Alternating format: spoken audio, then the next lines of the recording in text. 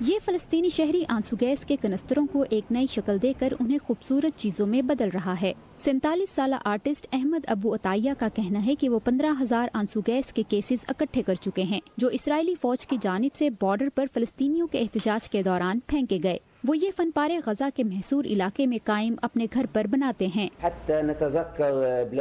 میں ایسا کرتا ہوں تاکہ ہمیں اپنا آبائی ملک اور قبضے کے دوران جبر ہمیشہ یاد رہے، کیونکہ قبضہ کرنے والے ہم پر پھول نہیں موت برسا رہے ہیں۔ عطیہ کام کا آغاز آنسو گیس کے استعمال شدہ کنستر اکٹھے کرنے سے کرتے ہیں۔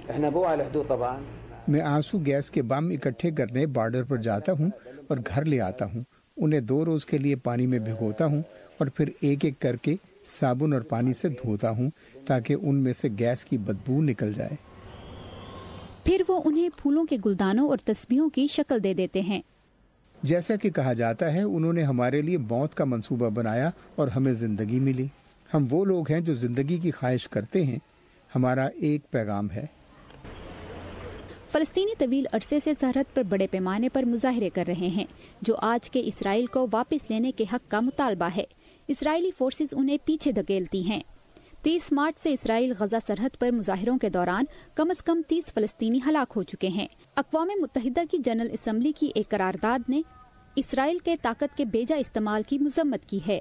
امریکہ نے اس قرارداد کو یک طرفہ قرار دیتے ہوئے کہا ہے کہ اس میں حماس کا ذکر نہیں ہے۔ اب جبکہ 70 سالوں کے تنازع کا خاتمہ کم ہی دکھائی دیتا ہے، لگتا ہے کہ اس متنازع زمین پر آنسو گیس کے کنستر ہی دکھائی دیں گے۔ ارش اربزادی کے ساتھ بردہ خلیل، اردو VOA۔